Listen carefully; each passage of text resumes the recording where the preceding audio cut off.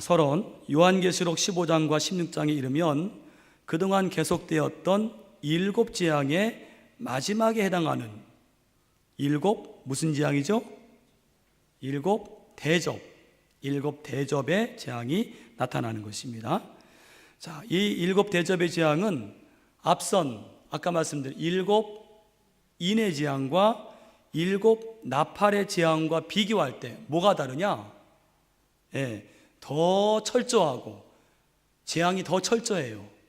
더 전면적이에요. 더 세계적이에요. 더 광범위해요. 더 강도가 아주 세지고 더 전면적인 그런 성격을 드러냅니다. 그리고 이 7 대접의 재앙은 그리스도의 재림 직전에 일어나는 하나님의 마지막 재앙이다. 마지막. 자, 우리 그 다음 보겠습니다. 자, 그래서 1절로 4절에는요, 오늘 이 7 대접을 준비하기 전에 뭐가 나옵니까? 구속받은 성도들의 찬양이 나와요. 찬양. 먼저 찬양이 나옵니다. 자, 먼저는 7 천사가 나타납니다. 1절에 보니까 7 천사가 어떻게 나타나는가 같이 읽겠습니다. 또 하늘에 크고 이상한 다른 이적을 보매 7 천사가 7 재앙을 가졌으니 곧 마지막 재앙이라. 하나님의 진노가 이것으로 마치리로다. 아멘. 여러분, 여기에 7 재앙을 가졌으니 뭐예요? 천사들이 이 7 대접을 가지고 있는 것을 의미하는 것입니다. 그래서 그 9절에 보니까 하늘에 크고 이상한 다른 이적, 이런 말이 나오죠. 하늘에 크고 이상한 다른 이적. 이 말의 의미는요, 이제 앞으로 일어날 이 7 천사의 이 7 대접 재앙이 지금까지의 재앙들과는 달리 하나님께서 내리시는 마지막 재앙이고, 그리고 그 파급력이 전 세계적이고 치명적임을 이 말씀 가운데 나타내주고 있는 것입니다. 그 다음 넘겨주세요. 여기요. 여기 하나님께서 내리시는 마지막 재앙이고, 그 파급력이 전 세계적이고, 그리고 뭐예요? 치명적임을 의미하는 것입니다. 이 말씀이요. 여기 여러분 그림 보시면 여기 요 천사들이 쭉 내려오지 않습니까? 그런데 이 대접을 갖고 있습니다. 여기는 이제 나온 유리바다인데, 유리바다로 여기가 이제 하나님의 보좌 앞에 유리바다가 쭉 펼쳐 있습니다. 거기로 이 천사들이 7 대접을 가지고 내려오는 것입니다. 자, 그 다음 여기 마지막 재앙이라 하나님의 진노가 이것으로 마치리로다. 이런 말씀이죠. 자, 그런 이 말씀의 의미는 뭐냐면 이 7 대접 재앙 뒤에는 하나님의 최후 뭐가 따른다고요? 심판이 따르는 것입니다. 그래서 아까 말씀드린 대로 계시록 19장에 그리스도의 재림이 나오고, 그리고 그 전에 17장, 18장에는 마지막 하나님의 심판이 나오는 것을 볼 수가 있습니다. 자, 7 천사가 나왔어요. 그리고 그 다음에 보니까 이 성도들의 찬양이 나옵니다. 우리 같이 읽어보겠습니다.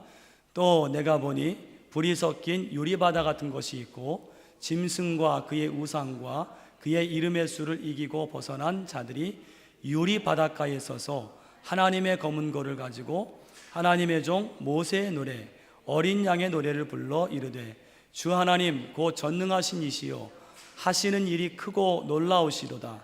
만국의 왕이시요 주의 길이 의롭고 참되시도다.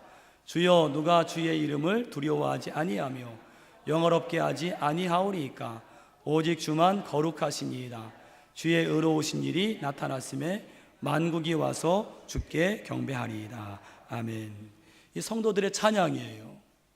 그런데 다음 넘겨주세요. 보면은 여기에 이 광경입니다. 아까와 좀 다르죠? 여기는 유리바다인데 여기에 뭐냐면 불이 섞인 유리바다, 이게 울긋불긋한 게 이제 이게 불처럼 보이는 것으로 그렇게 그렸습니다. 이게 성도들이고요. 자, 불이 섞인 유리바다 같은 것이 있다. 이게 무슨 말이냐면은 여러분, 유리바다라는 것은 이 지금 하나님의 보좌 앞에 펼쳐 있는 맑고 투명한 그 유리가 펼쳐져 있음을 의미하는 거예요. 자, 거기 적어주세요. 유리바다는 유리가 투명한 것처럼 거짓이 없고 진리로 가득한 것을 말한다. 유리가 투명한 것처럼 거짓이 없고 진리로 가득한 것을 말한다. 유리바다가 의미하는 것입니다. 거짓이 없고 진리로 가득한 것. 어디 앞이 그렇다는 거예요? 하나님의 보좌 앞이 그렇다는 거예요. 거짓이 없고 진리로 가득합니다. 그게 유리바다가 뜻하는 것입니다. 그런데 그 유리바다에 뭐가 섞여 있어요? 뭐가 섞여 있어요? 불이 섞인 유리바다. 불이 섞였다는 것은 뭘 의미할까요? 공의롭고 거룩하신 하나님의 심판에 의한 7 대접의 재앙이 얼마나 극심하고 무서운 것인가를 이 불이 섞였다, 유리바다에 불이 섞였다라는 것이 하나님의 심판에 얼마나 극심하고 무서운 것인가를 이 불이 섞였다는 것이 의미하는 것입니다. 이것이 바로 찬양의 장소예요. 그 다음에 찬양의 주체, 누가 이 마지막 재앙 전에 찬양하는가? 누가 찬양합니까? 같이 읽어보겠습니다. 짐승과 시작. 짐승과 그의 우상과 그의 이름의 수를 이기고 벗어난 자들이 찬양한다는 거예요. 여러분, 여기 짐승은 누구지요? 13장에 나온 바다에서 올라온 짐승, 땅에서 올라온 짐승이지요. 적그리스도, 거짓 선지자들, 또 우상이라는 것은 적그리스도가 만든 이 사람들을 현혹하게 하기 위해 만든 우상이죠. 그 다음에 여러분, 그의 이름의 수는 뭐죠? 짐승의 수죠. 숫자로 뭐죠? 666. 예. 이 짐승의 수를 이긴 자들, 벗어난 자들. 자, 이게 누굴까요? 이 사람들은요, 바로 이 13장에 나타난 환란, 즉 짐승, 적그리스도와 그 우상을 경배하게 하고 짐승의 표를 받지 아니한 사람들에게, 요즘 말이 좀 이상한데요, 우상을 경배하지 않고, 여기 좀 고쳐주세요. 짐승과 그 우상을 경배하지 않고 짐승의 표를 받지 아니한 사람들에게 사회적인, 경제적인 제재를 가하는 고통 속에서 믿음을 저버리지 아니한 자들을 의미합니다.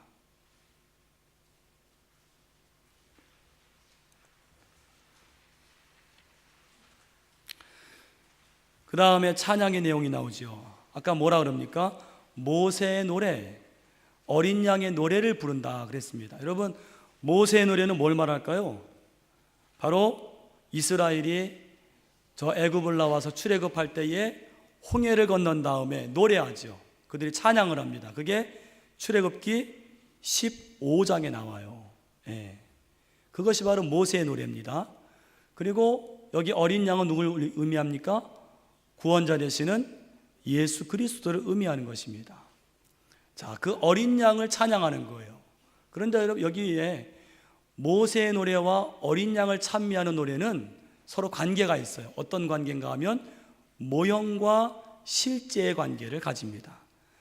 이 말이 무슨 말인가 하면 이 출애굽의 모세의 노래는 어린 양의 그 찬양하는, 어린 양을 찬양하는 노래의 하나의 모델이 된다. 모델.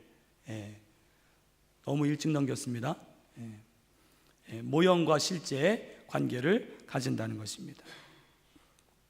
그런데 그 찬양의 내용이 무엇인가? 그 다음 보면은 찬양의 내용을 보세요.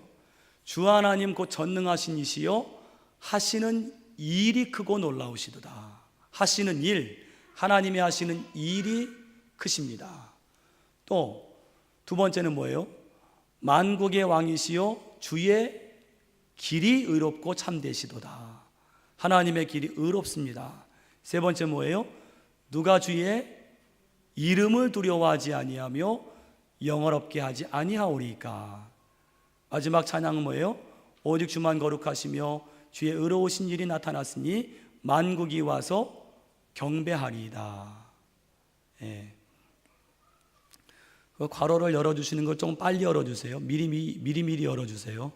적는 분들이 힘듭니다. 자, 거기 다시 앞으로 가주세요. 여러분, 여기에 성도들의 찬양의 내용이 보면은 하나님이 하시는 일, 그 다음 뭐예요? 하나님의 길, 하나님의 이름, 그리고 하나님께 경배하리이다. 여러분, 이 찬양의 내용은 오늘 저와 여러분의 기도와 찬양의 내용이 되어야 할 줄로 믿습니다. 여러분, 기도하실 때 하나님이 하시는 일을 노래하세요. 하나님의 그 길이 참되고 의로우심을 찬양하세요. 또 주님의 이름을 높여서 경배하시는, 이것이 바로 우리 찬양과 기도의 아주 모델이 되는 것입니다. 자, 이 찬양이 있습니다. 그 다음 넘겨주세요. 이제 드디어 일곱 천사가 등장을 하는 거예요. 자, 일곱 재앙을 가진, 일곱 대접을 가진 천사의 모습이죠. 같이 읽겠습니다. 또 이 일 후에 내가 보니 하늘의 증거 장막의 성전이 열리며 일곱 재앙을 가진 일곱 천사가 성전으로부터 나와 맑고 빛난 세모파 옷을 입고 가슴에 금띠를 띠었다. 아멘. 여기 여러분 주목하실 거요. 하늘의 증거 장막의 성전이 열렸다. 이 말을 주목하시고, 이 일곱 천사의 모습이 어떤 모습이에요? 세마포 옷을 입고 가슴에 뭐가 있습니까? 금띠가 있어요. 자, 그 다음 넘겨주세요. 여러분, 여기에 증거 장막, 이 말을 좀 아셔야 돼요. 왜냐하면 요즘 우리나라를 어렵게 하는 이단이 이 말을 자꾸 해요. 증거 장막, 증거 장막. 자꾸 이 말을 해서 사람들을 현혹합니다. 이 증거 장막이 무엇이냐? 이것은요, 여러분, 이스라엘 백성들이 모세 시대에 그 성막을 하나님의 그 율법에 따라 만들지 않습니까? 그런데 그 성막을 종종 증거 장막이라고 불렀어요. 성경 말씀이 나옵니다. 여기 25장 16절 21절에 나와요. 근데 왜 증거 장막이라고 불렀느냐? 하나님의 성막 안에는 뭐가 있어요? 법궤가 있어서 하나님께서 이스라엘 가운데 거하신다고 하시는 그 증거가 되었기 때문에 그것을 이름하여 증거 장막이다. 그러니까 어떤 특별한 말이 아니라 하나님의 성막인데 그거를 증거 장막이다. 왜요? 법궤가 있어서 하나님이 계신다는 증거가 되었다는 거예요. 그러니까 이런 말들을 이 이단들이 자꾸 쓰면서 사람들에게 뭔가 자기들이 특별한 것이 있는 것처럼 얘기할 때에 증거 장막은 그런 게 아니라 이런 것입니다 라고 우리가 분명히 얘기해 줄 수 있어야 됩니다. 그런데 여러분, 이 성막은요, 그러니까 모세의 성막, 모세의 회막은 하늘에 있는 참된 성전의 모형이라는 거예요. 하나님의 장막의 모형이라는 거예요. 그러니까 저 하늘에 하늘 장막이 있습니다. 예. 그런데 이 모세의 성막이 저 하늘 장막, 저 하늘의 참된 성전의 모형이 된다는 거예요. 근데 오늘 중요한 것은 바로 이곳으로부터 이 일곱 재앙을 가진 천사들이 나왔다는 거예요. 여러분, 오늘 우리 성도들도 우리 삶 가운데 여기 이 성막이 법궤가 있으므로 하나님이 임재하신다는 증거를 나타낸 것처럼 오늘 저와 여러분의 삶 가운데도 하나님의 법궤, 하나님의 말씀이 있어서 여러분의 삶들이 하나님을 증거하시는 삶들 되시기를 축원합니다. 증거 장막이 돼야 돼요. 그 다음에요. 자, 아까 이 천사들의 모습이 어땠습니까? 세마포 옷을 입고 가슴에 금띠를 띠었다. 여러분, 세마포와 금띠는 뭡니까? 바로 구약시대에 대제사장이 입던 옷을 말해요. 예, 대제사장이 세마포를 입었습니다. 금띠를 이렇게 가슴에 띄었습니다. 예. 그런데 오늘 이 일곱 천사가 그 제사장의 모습을 하고 있는 것은 바로 그들이 저 하늘의 하나님의 성전에서 나온 자들이라는 것을 의미하는 것입니다. 그러니까 이제 여러분 요 말씀 다음에 이제 전면적인 7 재앙이 나오는데, 이 7 재앙은 어디로부터 나왔다고요? 하나님의 성전으로부터, 곧 하나님으로부터 나왔다는 거예요. 여러분, 우리가 마지막 때 살아갈 때에 많은 환난들이 있잖아요. 많은 재앙들이 있잖아요.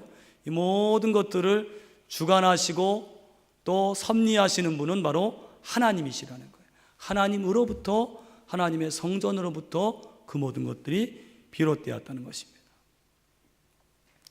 자, 그 다음에요. 자, 이 7 천사가 하나님의 진노가 담긴 7 금대접을 받는 그런 말씀이 있습니다. 같이 읽어보겠습니다.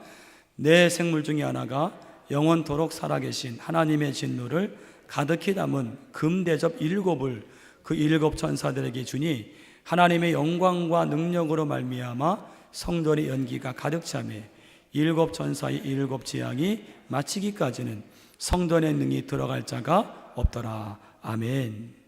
예. 여러분, 여기 잠깐 이 말씀 보면 내 생물, 내 생물은 어떤 생물인지 아시죠? 뭐지요? 내 생물은 거기 여러분 적어주세요. 계시록 4장 7절 적어주시고, 뭡니까? 내 생물은 사자, 소, 독수리, 사람. 예. 내 생물의 그 얼굴이 그랬어요. 근데 그 내 생물 중 하나가 이 천사들에게 대접을 전달해 주는 거예요. 이 천사들이 그 대접을 가지고 나오는데, 여기에 특별한 광경이 뭐냐면 여기 보니까 성전에 연기가 가득하다. 예. 하나님의 영광과 능력으로 말미암아 성전에 연기가 가득 찼다. 여러분, 성경에서 연기는 뭘 상징할까요? 하나는 하나님의 임재와 영광을 상징합니다. 그래서 출애굽기 16장 10절에 보면 거기에도 하나님이 임재하실 때 호렙산에, 시내산에 연기가 이렇게 피어오릅니다. 하나님 임재를 말해요. 그런데 동시에 이 연기는요, 하나님의 심판과 재앙의 신호로도 언급이 된다는 거예요. 시편 18편 8절에도 그렇게 나오는데, 자, 여러분 보세요. 똑같은 연기가 믿는 자들에게는 하나님의 임재와 영광이 되고요, 똑같은 연기가 믿지 않는 자들, 악인들에게는 하나님의 심판과 재앙의 신호가 된다는 거예요. 할렐루야. 예. 여러분, 복음도 마찬가지입니다. 복음은 믿는 자들에게는 뭐예요? 구원의 복음이에요. 그런데 똑같은 복음이 믿지 않는 자들에게 뭐예요? 그건 심판의 근거입니다. 복음을 전해 주었는데 듣지 않으면 나중에 그 복음 때문에 심판을 받을 수밖에 없어요. 이것도 마찬가지입니다. 똑같은 연기지만 믿는 자들에게는 하나님의 영광과 임재가 되는데, 믿지 않는 자들에게는 오늘 심판과 진노가 된다는 것입니다. 이제 이렇게 해서 이제 7 대접을 준비하는 이 내용이 15장의 내용입니다. 그 다음에 16장에는 7 대접 재앙의 실시가 나옵니다. 여기 한번 같이 읽어볼까요? 같이 읽습니다. 계시록 16장에는 7 대접의 재앙이 구체적으로 묘사되고 있다. 하나님의 심판은 빠른 속도로 거침없이 진행되는데 지구상의 모든 자연환경이 파괴되고 이로 인하여 악인들은 철저하게 고통을 당하게 된다. 이 재앙의 특징은, 그 다음 넘겨주세요. 자, 이 재앙의 특징은 뭔가 하면, 첫 번째는 짐승을 경배하는 악한 자들이 그 대상이라는 거예요. 이 7 대접 마지막 재앙의 대상이 누구냐? 아까 말한 짐승, 적그리스도, 하나님을 비방하고 하나님을 대적하고 하나님을 신실하게 믿는 사람들을 핍박하는 그 세력을, 그 짐승을 경배하는 악한 자들입니다.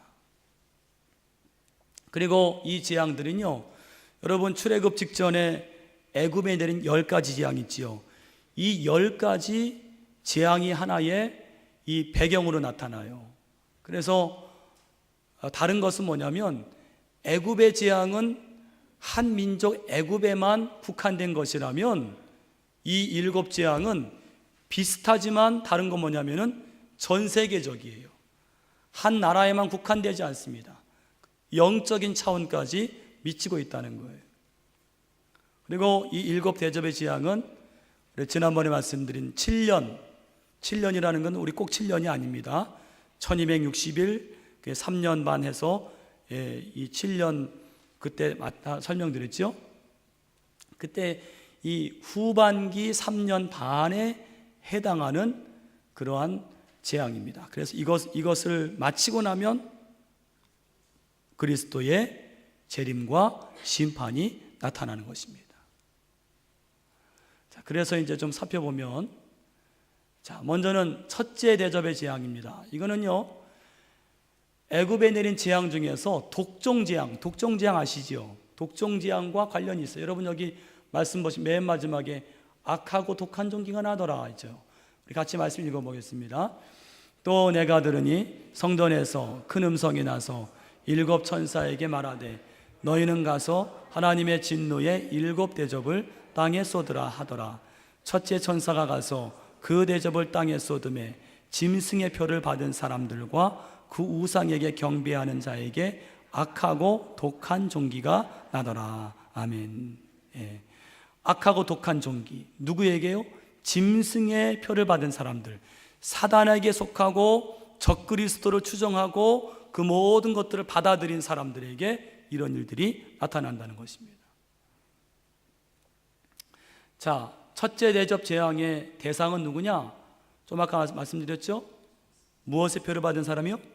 짐승의 표를 받은 사람, 그리고 그 우상에게 경배하는 자들. 예. 사단과 적그리스도와 거짓 선지자들 따르고 추종하면서 사회적으로 경제적으로 이득도 보면서 적당하게 따라가는 그런 자들에게 이런 재앙이 임한다는 겁니다. 재앙의 내용은 무엇입니까? 악하고 독한 종기가 나더라. 이것은 여러분 애굽에 내린 재앙 6번째 재앙과 같은 것입니다. 그 다음에 둘째 대접의 재앙입니다. 우리 말씀 읽어보겠습니다. 둘째 천사가 그 대접을 바다에 쏟음에 바다가 곧 죽은 자의 피같이 되니 바다 가운데 모든 생물이 죽더라. 아멘. 자, 이 재앙의 결과는 뭐예요? 바다가 곧 죽은 자의 뭐같이 된다고요? 피같이 된다. 죽은 자의 피같이 된다. 예. 여러분 이 재앙은요, 애굽에 내린 첫 재앙이 무슨 재앙이에요? 피재앙입니다. 강물이 다 피로 변했어요. 그리고 계시록 8장 8절로 9절에 나온 바다에 가해진 그 재앙과 비슷해요. 우리 한번 성경 한번 보겠습니다. 8장 8절 9절 한번 보세요. 자, 요 말씀과 뭐가 다른지 한번 비교해 보세요. 8장 8절 9절, 이거는 7 나팔 재앙입니다. 8장 8절 9절 같이 있습니다. 둘째 천사가 나팔을 보니 불붙는 큰 산과 같은 것이 바다에 던져지매 바다의 3분의 1이 피가 되고 바다 가운데 생명 가진 피조물들의 3분의 1이 죽고 배들의 3분의 1이 깨지더라. 아멘. 자, 이것과 이게 같은 건 뭐예요? 바다에 임한 재앙인데 다른 건 뭐예요? 앞에 것은 3분의 1, 바다의 3분의 1이 피가 되고, 그리고 거기 위에 있는 생명들도 3분의 1이 죽는데, 여긴 뭐예요? 바다 가운데 모든 생물이 죽더라. 아까는 3분의 1인데 이제는 더 전면적이고 더 광범위하고 이제는 다 죽더라. 그렇게 되어 있습니다. 그것이 앞에 7 나팔 재앙과 다른 거예요. 그 다음에요, 셋째 대접 재앙입니다. 우리 같이 읽어보겠습니다. 셋째 천사가 그 대접을 강과 물 근원에 쏟음에 피가 되더라. 아멘. 자, 이 재앙은요, 강과 물의 근원에 대한 재앙이에요. 대접을 쏟으니까 강의 근원, 물의 근원들이 다 피가 되는 거예요. 우리 여러분 조금 아까 읽었던 8장 10절로 11절 말씀 읽어보겠습니다. 비슷한 재앙이 한번 비교해 보세요. 8장 10절 11절 같이 있습니다. 셋째 천사가 나팔을 부니 횃불같이 타는 큰 별이 하늘에서 떨어져 강들의 3분의 1과 여러 물샘에 떨어지니 이 별 이름은 쓴 쑥이라. 물의 3분의 1이 쓴 쑥이 되매 그 물이 쓴물이 되므로 많은 사람이 죽더라. 아멘. 이것과 비슷하지요? 그런데 다른 점은 뭐예요? 셋째 나팔 재앙 때와는 달리 이 재앙에서는 물이 쓰게 되지는 않아요. 여기는 아까 쓴 쑥이 나오지 않습니까? 그리고 그냥 이 물이 다 피가 되었다는 거예요. 그리고 아까 거기에는 아까 우리 저 바다처럼 강들의 3분의 1과 또 물의 3분의 1이 쓴 쑥이 되더라 그랬는데, 여기는 뭐예요? 대상과 범위가 제한되지 않아요. 전체적으로 다 피가 됩니다. 여러분, 그러므로 마지막에 과연 언제가 주님이 오시는 때인가? 이 환란이 분명히 7 나팔의 재앙보다 7 대접 재앙 때가 더 치명적이고 더 심해지고 더 전면적이고, 이런 것들을 우리가 이 말씀들을 그렇게 심해지는 것이구나, 그런 것들을 우리가 좀 살펴볼 수가 있습니다. 그 다음에 네 번째, 넷째 재앙이 안 나오고요. 중간에 뭐가 껴요? 심판에 대한 찬양과 응답이 중간에 낍니다. 여러분, 왜 대접 재앙을 쭉 얘기하다가 넷째를 말하지 않고 중간에서 이렇게 찬양이 나올까요? 이것은요, 여러분, 환난과 재앙 중에라도 성도들의 찬양과 기도가 끊이지 말아야 된다, 그런 말씀입니다. 여러분, 우리는 지금 살아가는 시대가 아무리 어렵고 환난의 시대라 할지라도 찬양을 그치면 안 돼요. 기도를 그치면 안 됩니다. 그것을 오늘 여기에 말해주는 거예요. 지금 셋째 대접을 하다가 중간에 이 말씀을 넣었어요. 같이 읽어보겠습니다. 내가 들으니 물을 차지한 천사가 이르되 전에도 계셨고 지금도 계신 거룩하신 이여, 이렇게 심판하시니 의로우시도다. 그들이 성도들과 선지자들의 피를 흘렸으므로 그들에게 피를 마시게 하신 것이 합당하니이다 하더라. 또 내가 들으니 제단이 말하기를 그러하다. 주 하나님 곧 전능하신 이시여, 심판하시는 것이 참되시고 의로우시도다 하더라. 아멘. 자, 여기 그 다음 넘겨주세요. 중간에 빠졌는데요. 다시 앞으로 넘겨주세요. 그 중간에 없네요. 자, 거기에 여기 여러분 말씀 보면은 중간에 성도들과 선지자들의 피를 흘렸으므로 그들에게 피를 마시게 하신 것이 합당하다, 이 말씀 있지요? 교재인 있지요? 예. 자, 선지자들이 피를 흘렸으므로 그들에게 피를 마시게 한다, 이 말은요, 그들에게 죽음이 임한다는 거예요. 죽음. 그러니까 악인들이 하나님의 백성들을 불의하게 죽였으므로 그들을 동일한 죽음의 형벌에 처하게 하는 하나님의 보응의 심판, 하나님의 보응의 심판이 정당하다, 그렇게 오늘 이 성도들이, 천사들이 찬양하는 거예요. 그럴 때 여러분, 여기에 보니까 제단이 말하기를 그러하다. 예. 여러분, 여기에 제단이 뭘까요?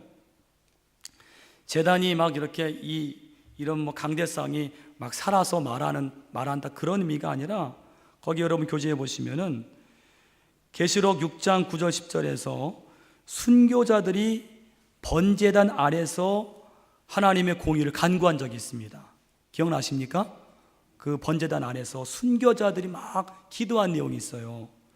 또 8장 3절 4절에서는 성도들의 기도가 제단에서 드려진 바가 있습니다.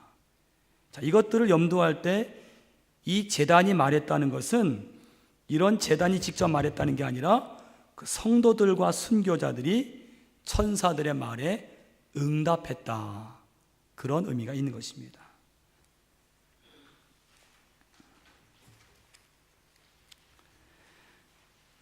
그리고 이제 그 다음에 이어서 넷째 대접의 재앙이 있습니다. 넷째 대접. 우리 같이 성경 읽겠습니다. 넷째 천사가 그 대접을 해에 쏟음에 해가 권세를 받아 불로 사람들을 태우니 사람들이 크게 태움에 태워진지라. 이 재앙들을 행하는 권세를 가지신 하나님의 이름을 비방하며 또 회개하지 아니하고 주께 영광을 돌리지 아니하더라. 아멘. 자, 여기 여러분, 대접을 어디에 쏟았다 그래요? 해에 쏟음에 해가 권세를 받아서 불로 사람들을 태웠다. 여러분, 이것은 넷째 나팔 재앙과 아주 비슷합니다. 우리 한번 8장 12절 말씀 보세요. 8장 12절, 거기 넷째 나팔 재앙이 나오죠. 같이 읽겠습니다. 넷째 천사가 나팔을 부니 해 3분의 1과 달 3분의 1과 별들의 3분의 1이 타격을 받아 그 3분의 1이 어두워지니 낮 3분의 1은 비추임이 없고 땅도 그러하더라. 아멘. 자, 비슷하지만 달라요. 다른 게 뭐예요? 여기에 대접 재앙에서는 아까는 3분의 1이 어두워졌는데 넷째 대접 재앙에서는 달과 별은 없어요. 달과 별 얘기는 없습니다. 뭐만이 대상이에요? 해만이 그 대상이에요. 그런데 아까 그 나팔 재앙에서는 해가 어두워졌어요. 그런데 여기에는 뭐예요? 해가 도리어 어떻게 됐습니까? 뜨거워졌어요. 네, 그게 다른 거예요. 아까 넷째 나팔에서는 해가 어두워졌습니다. 여기는 해가 뜨거워져서 그 뜨거워진 해가 사람을 태워서 화상을 입혔다. 그런 얘기입니다. 여러분, 원래 해라고 하는 것은 빛과 열을 제공하는 하나님의 은총의 도구잖아요.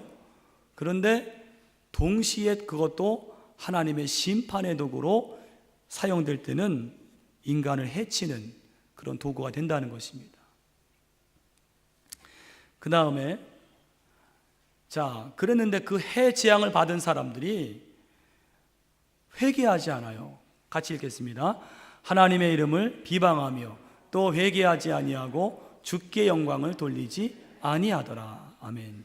이 넷째 대접을, 이 재앙을 받은 자들이 그 재앙이 하나님께로부터 온 것임을 알고도 회개하지 않아요. 왜요?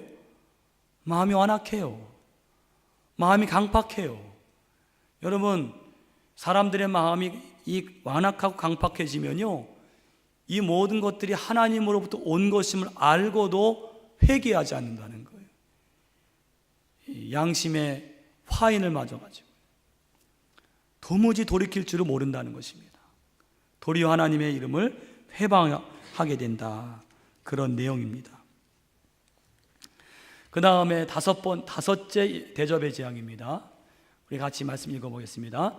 또 다섯째 천사가 그 대접을 짐승의 왕자에 쏟으니 그 나라가 곧 어두워지며 사람들이 아파서 자기 혀를 깨물고 아픈 것과 종기로 말미암아 하늘의 하나님을 비방하고 그들의 행위를 회개하지 아니하더라. 아멘. 예.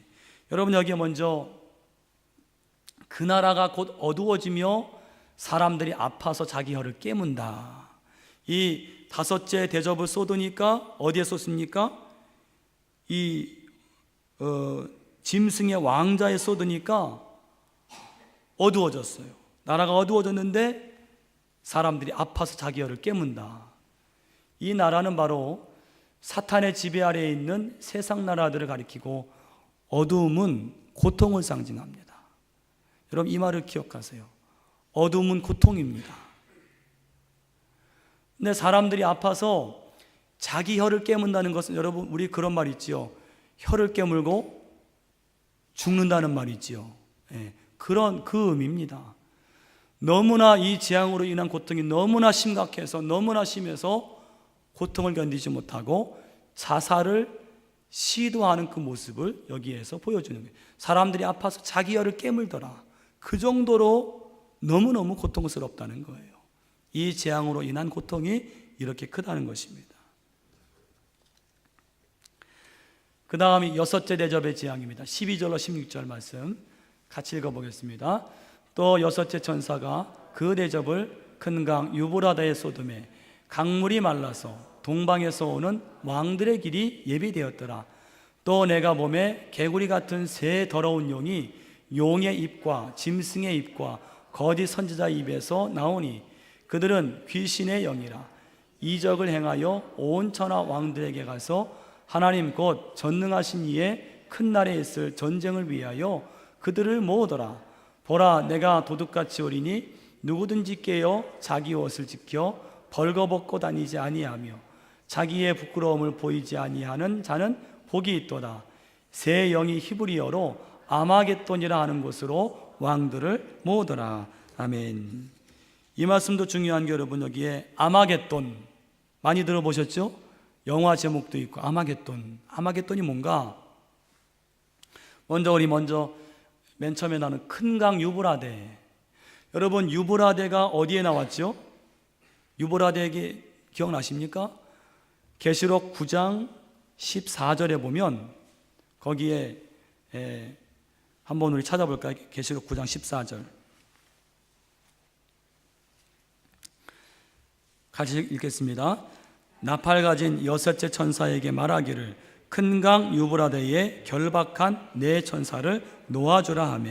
아멘. 여기 결박한 네 천사는 좋은 천사가 아니에요. 이건 타락한 천사입니다. 사단의 세력들을 말하는 거예요. 그래서 이 큰 강 유브라데는요, 영적인 원수의 땅을 의미해요. 영적인 원수의 땅. 그리고 동시에 여기 오는 이 말씀에서는 큰 강 유브라데에 대접을 쏟았다. 이 말은 이 하나님의 심판을 상징하는 장소가 되는 것입니다. 그랬는데 대접을 쏟았더니요, 어떻게 됐습니까? 강물이 말랐어요. 강물이 말랐는데, 강물이 마르니까 이게, 여러분, 강물이 마르면 거기로 지나갈 수가 있잖아요. 그래서 왕들의 길이 예비되었더라. 이 왕들은 사방에서 모여서 이제 전쟁을 하기 위해서 모이는 왕들을 의미합니다. 예. 그래서 강물이 말라버렸고, 말라버린 강은 길이 되어서 이를 통해서 전쟁을 할 왕들이 모이게 되는 것입니다. 그 다음 세 번째는, 개구리 같은 새 더러운 영이 올라왔다. 예. 왜 개구리일까요? 개구리는요, 성경에서 비늘이 없는 짐승으로 부정합니다. 더러운 부정한 동물로 여겨집니다. 여러분, 비둘기가 순결한 성령을 상징하는 것과는 달리 개구리는 악한 영의 부정함, 더러움을, 그러니까 이 개구리는 벌써 이렇게 좀 스물스물하고 그렇지 않습니까? 예. 그리고 세계라고 하는 것, 새 더러운 영이, 셋은 뭐냐면은 악의 연합체를 가리키는 거예요. 예. 악하고 더러운 영이 아주 연합을 한 거예요. 그 다음에 온 천하 왕들에게 가서 하나님 곧 전능하신 이의 큰 날에 있을 전쟁을 위하여 그들을 모으더라. 이 온 천하 왕들이 하나님을 회방하고 성도들을 핍박하는 세상의 모든 세력을 의미하는데, 이 새 더러운 영이 이 왕들을 모으는 거예요. 왜요? 하나님의 군대와 결전을 벌이기 위해서 이 세력들이 규합되는 그런 그 모양을 보여주는 것입니다. 새 영이 히브리어로 아마겟돈이라는 곳으로 왕들을 모으더라. 이 아마겟돈 많이 우리 들어본 말인데, 이 새 영은 아까 나온 새 더러운 영을 말합니다. 이 세력은 세상을 파괴하기 위해서 동방의 왕들과 세상의 임금들을 모으는데, 그 모으는 장소가 아마겟돈이다. 여러분, 아마겟돈은요, 히브리어로 무깃도의 산, 무깃도라는 지명이 많이 나와요. 무깃도. 무깃도의 산을 음역하면은 그게 아마겟돈, 이런 말이 되는 거예요. 이 무깃도는 너무나 많은 전쟁이 있었던 장소입니다. 그렇기 때문에 전쟁의 상징으로 여겨진 장소가 바로 무깃도예요. 그래서 이 아마겟돈은 최후의 마지막 이 일곱째 대접 재앙이 있을 마지막 큰 전쟁의 그 장소다. 그렇게 우리가 해석할 수가 있습니다. 이제 마지막 일곱째 대접의 재앙입니다. 같이 우리 말씀 읽어보겠습니다. 일곱째 천사가 그 대접을 공중에 쏟음에 큰 음성이 성전에서 보좌로부터 나서 이르되 되었다 하시니 번개와 음성들과 우레소리가 있고 또 큰 지진이 있어 얼마나 큰지 사람이 땅에 있어 온 이래로 이같이 큰 지진이 없었더라. 큰 성이 세 갈래로 갈라지고 만국의 성들도 무너지니 큰 성 바벨론이 하나님 앞에 기억하신 바 되어 그의 맹렬한 진노의 포도주잔을 받음에 각 섬도 없어지고 산악도 간데 없더라. 또 무게가 한 달란트나 되는 큰 우박이 하늘로부터 사람들에게 내림에 사람들이 그 우박의 재앙 때문에 하나님을 비방하니 그 재앙이 심히 크미러라. 아멘. 자, 여기는 일곱째 천사가 대접을 어디에 쏟았다 그래요? 공중에. 여러분, 그 다음 넘겨주세요. 공중하면 생각나는 게 뭐예요? 공중은 사단이 공중 권세를 잡은 자라는 말씀 있죠? 바로 이 공중은요, 사단이 권세를 잡고 있는 영역을 의미하는 거예요. 근데 거기에 사단이 권세를 잡고 있는 그 영역에 하나님의 재앙의 대접이 쏟아진 거예요. 그러니까 이 말은 하나님의 마지막 재앙이, 일곱째 대접 재앙의 마지막 재앙이 사단의 활동의 핵심부, 센터에, 거기에 하나님의 재앙이 쏟아진다. 그런 의미가 있는 것입니다. 그 다음에요, 큰 성이 세 갈래로 갈라진다. 여러분, 여기에 큰 성은 우리 계속 나오지요? 큰 성 나오는데, 이 바벨론은 옛날의 역사적인 바벨론만 의미하는 것이 아니라 이제 시대마다 하나님을 대적하고 하나님을 핍박하고 그런 세상 풍조를 이끄는 그런 세상의 큰 도시들을 의미하죠. 근데 그것들이 세 갈래로 갈라진다는 것은 완전히 찢어짐을 의미하는 것입니다. 완전히 찢어진다. 그러니까 다시 말해서 짐승의 권세를 갖고 세상을 타락하게 만든 바벨론, 이것들은 철저하게 멸망을 당한다. 그런 의미가 있는 것입니다. 그래서 이제 오늘 15장 16장까지 이 계시록에 나오는 세 번의 일곱 재앙들, 그 마지막 일곱 대접 재앙이 오늘까지 마쳤습니다.